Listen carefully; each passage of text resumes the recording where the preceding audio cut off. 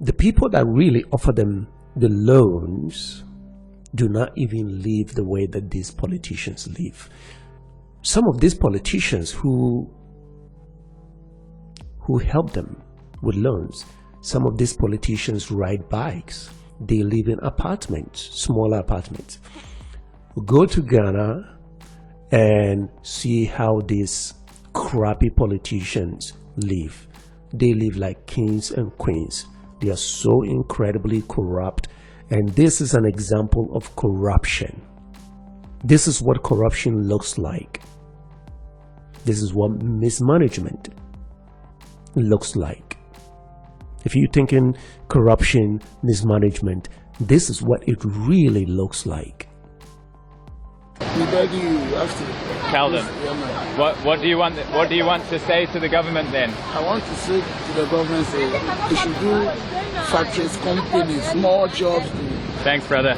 Appreciate your time. Yeah, thanks. Really nice people here in Ghana so far, like so accommodating and hospitable. It's amazing.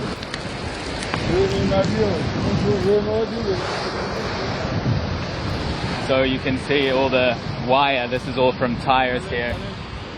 And then they're burning. They're telling me to be careful because there's hot spots because they're just burning randomly and you can accidentally stand on a fire, basically. You said your English was not good, but I think it's very good. Yeah, no, brother. You know, the interesting Some guy thing, just came out with...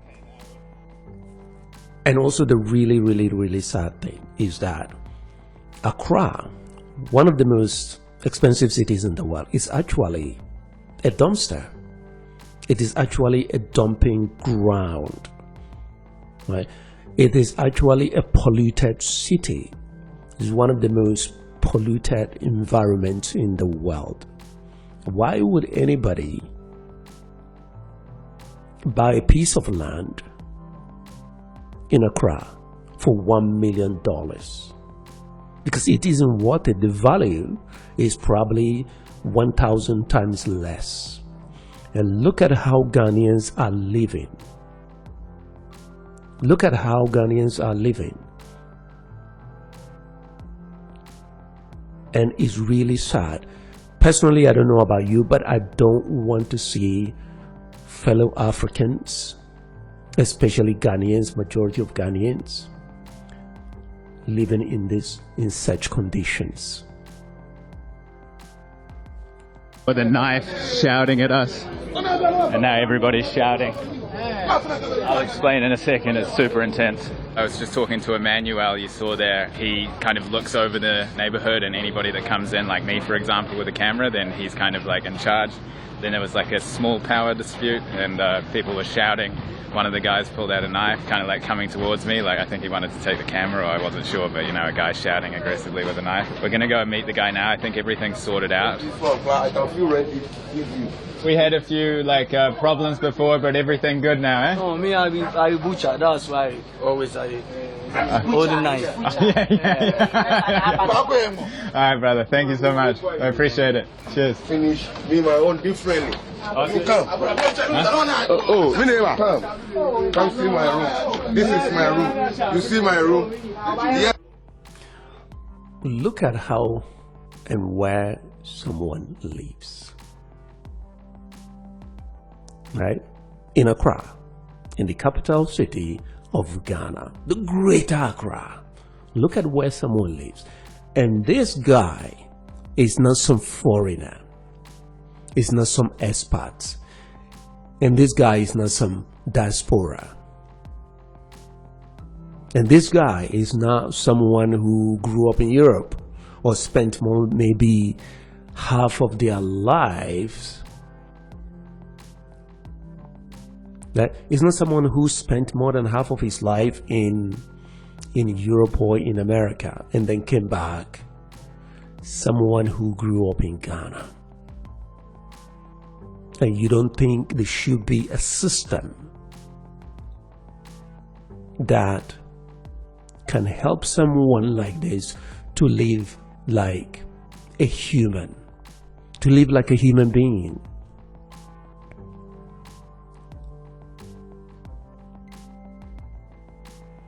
If you don't, probably is because you don't care about Ghana or you don't care about Ghanaians. Right? And when you go to Accra, you hear the word development, like Accra is developing. You think building houses, building skyscrapers that are not accessible, they're not affordable, they're not even available to the locals. He's a local, he's the real Ghanaian. Someone like me, if I were to go back to Ghana, I'll probably be seen as a foreigner. Right? Because I probably spent maybe more than half of my life overseas. But chances are very good that I'll probably have the money and the resources to live better than he lives. And we see that every day. We see that from the diasporians. And it shouldn't be that way. Do you know that here in Europe, there are dogs that do not live like this? They live better. I have a neighbor who has a dog, and his dog lives so comfortably than some of our Ghanaian brothers and sisters who are living in these conditions.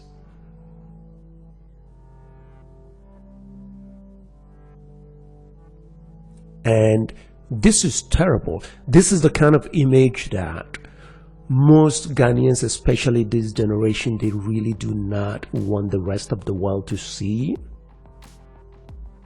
And they get angry, they get upset. But here's the thing though. These areas, these conditions exist.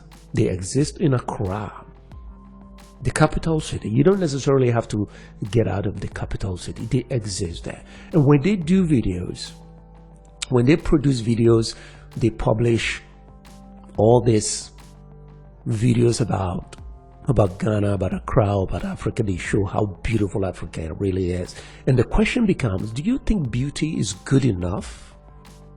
Do you really think the beauty is good enough? Beauty is not good enough, and everybody knows. You want something that is efficient, that is effective, that functions, that it is beneficial to everybody, especially every single Ghanaian or every single African. This is how, literally, I would say, it's not only some Ghanaians, I would say most Ghanaians live.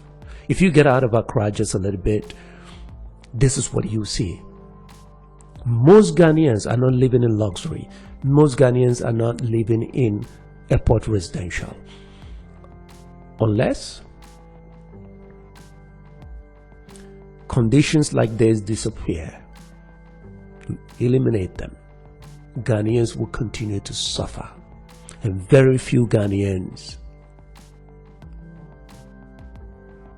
will enjoy Ghana or maybe benefit from Ghana. Literally, our brothers and sisters are literally there begging. They're begging their government to create jobs, to build factories. Kwame Nkrumah had a great idea when he built Tema. You know what happened? He built factories, he built houses, and the workers had homes and they had jobs to go. Where did he get the idea? He got the idea from America. You cannot just build houses that are so ridiculously expensive and without factories. What do you expect people to do? Conditions like this, you know what they create? They create violence, they create aggression, they create crime, they create all kinds of social issues that you don't really want in your country, and the price is really, really high. That is why in Accra, if you build a decent house, you have to wall it. If you don't wall it, majority of Ghanaians live in situations like this and they will come after you because it is almost as if you have stolen from them.